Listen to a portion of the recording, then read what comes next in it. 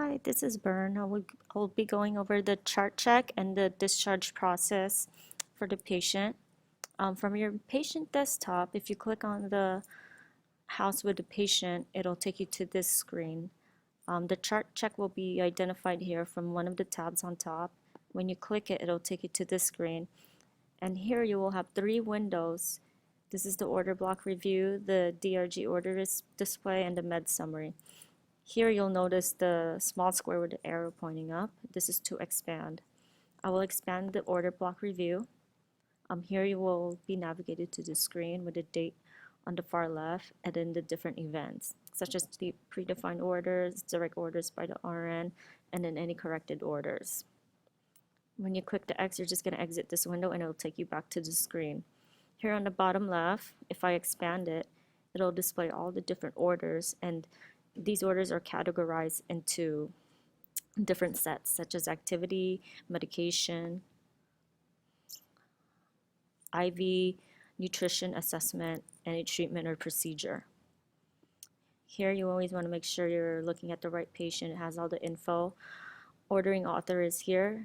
For example, this was ordered by Dr. Elatar, this medication. Same with the warfarin. And then if you continue scrolling where the nutrition, you have your nutritional review. Assessment, you have your interdisciplinary initial assessment. And your treatment and procedure, you have your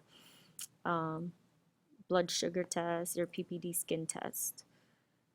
Okay, I'll go ahead and exit there. And then on the far right, you have your med summary. Again, I'm going to go ahead and expand this window. These are your active medication orders. And then if you continue scrolling down, you will see a list of your medications. And then I'm scrolling to find the PRN meds, which are right here. And then conditional, which is over here. Again, your IV medications will be listed here, your IV fluids. And then here on the transaction line, you have different options such as select orders to review or choose option. Again, I'm going to exit and then it'll take me back to the same screen. So again, this is your chart check. It goes over your order blocks and then your medication summary. So we will be doing the discharge process. So let's say a doctor gives you a telephone order to discharge the patient home. Again, you want to locate your patient shortcuts. And since he gave you the order, you want to click on telephone written orders. And then you continue the process of entering an order. So I selected the order author, click OK, and then click OK again. Here you have your tabs. You have your order selection, your order history, and then your search, and then your consolidated medication list, which is a list of your medications. If I use the search tab, I want to enter discharge patient. Again, I use the dash to generate more options. So here it is. This is what we're looking for, the discharge patient. So I'm going to go ahead and double click. And then it'll navigate me to this screen. It's asking for when the discharge should occur. So we're going to select it for today. I'm going to go ahead and click OK because I selected 3. It's going to generate these questions. Again, you have a couple bold items here, and the bold items are mandatory fields to be filled out. In this case, I can go ahead and answer some of these since it's very pertinent for their medical records. You want to discharge the patient home, so here, since this patient is going home, you want to select D for discharge or simply click on this button. Again, it's going to generate diet orders, so in case the doctor doesn't identify anything, we can have the patient continue with their usual diet. So I'm going to go ahead and select this. And again, you have your options here too. Click OK. Food restriction, again, the transaction line is important. Does the patient require food restriction? In this case, no. Activity, may resume your normal activities, so I'll select that one. And then again, it breaks it down into bed rest, driving, and then this one. So I'll click OK. if there's any bathing and hygiene restrictions, it actually identifies, it can actually be identified by entering a comment if you select other, but in this case, we'll select number 1. Skin wound care, this patient doesn't have any skin problems, so we'll go ahead and select 1. And if there were any orders, there's specific options here as well. Special instructions, again, these are the discharge instructions. You can make your selection down here. So in this case, we'll select 1, number 2, number 9. So I'll go ahead and select those. I'll click OK. And if this patient is a CHF, you can either select yes or no. So in this case, the patient does not have any congestive heart failure. But if the patient were to have it and you select yes, these questions would generate, such as instructions for daily weight. We'll go ahead and select that one. And beginning or worsening symptoms of CHF. Click OK. And then there's other instructions that you can add here by writing a comment. After that, I'll click OK and then read back. And then OK one more time. And then I'll go to the order summary and then accept order. Anytime you accept a anytime you accept an order and enter an order, you want to go to your patient desktop and go to the inbox. Refresh the inbox.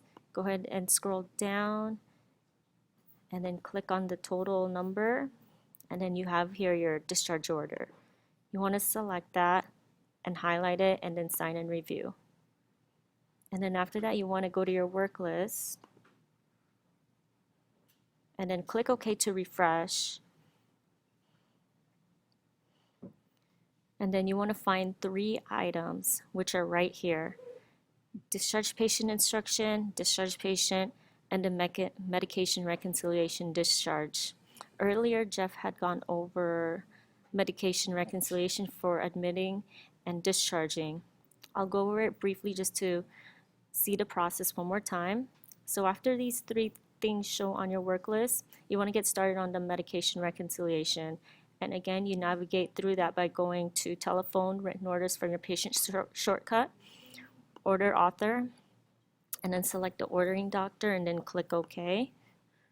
And then you want to click OK one more time. And then here you'll notice a tab called Consolidated Medication List. You want to go ahead and click there.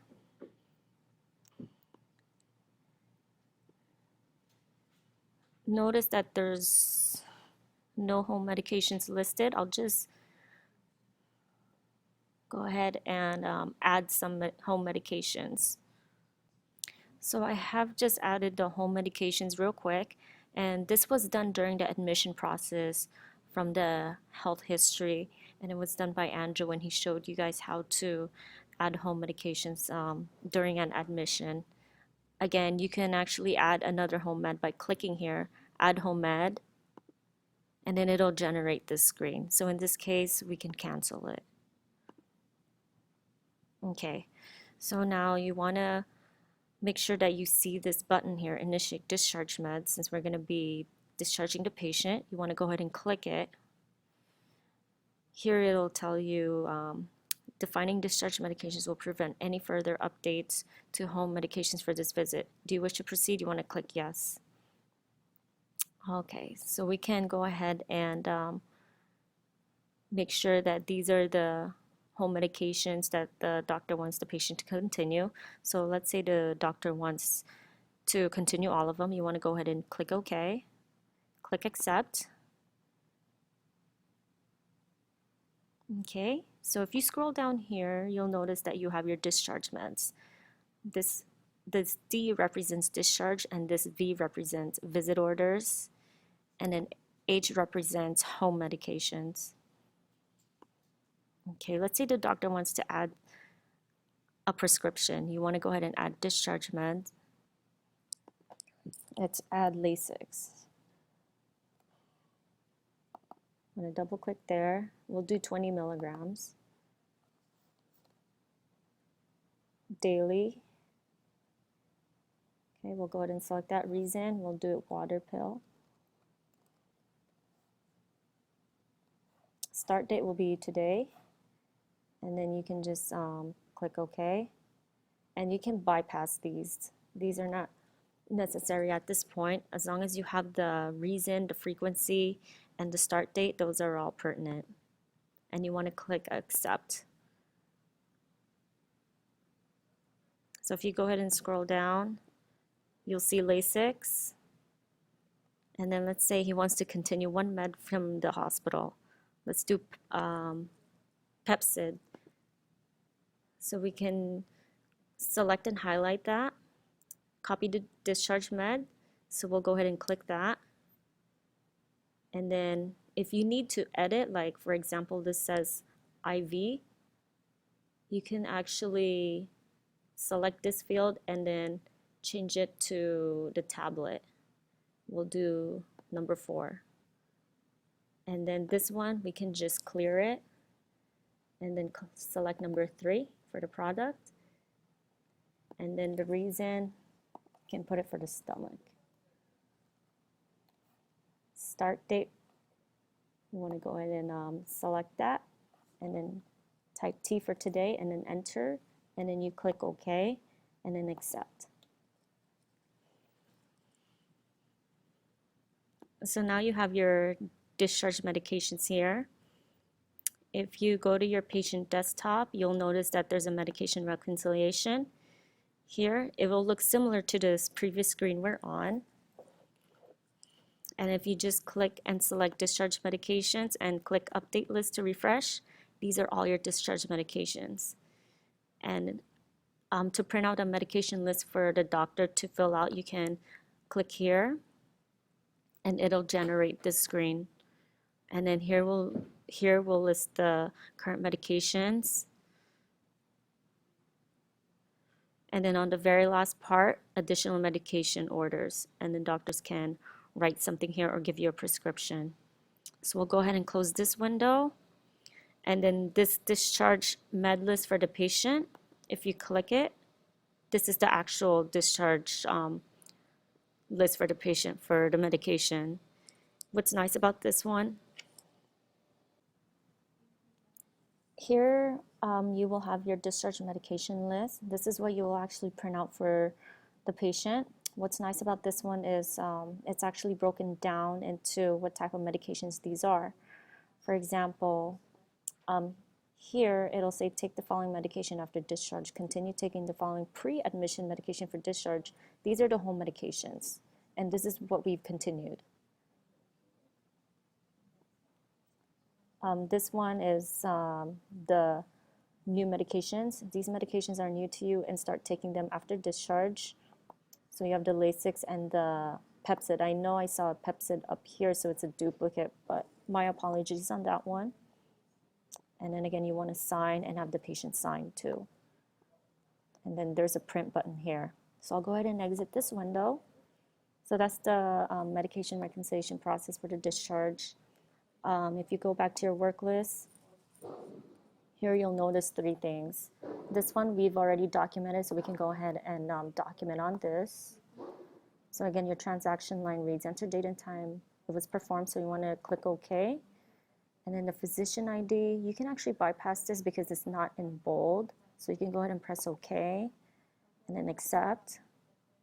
So this should drop from your work list. And now you're left with discharge patient instruction and discharge patient. We'll go ahead and fill out the discharge patient instruction next. So we'll go ahead and click document because that's the option you want. Click OK. Core measures, we're going to select yes for CHF. And then you want to go ahead and document this. What's education provided regarding heart failure? You want to click yes.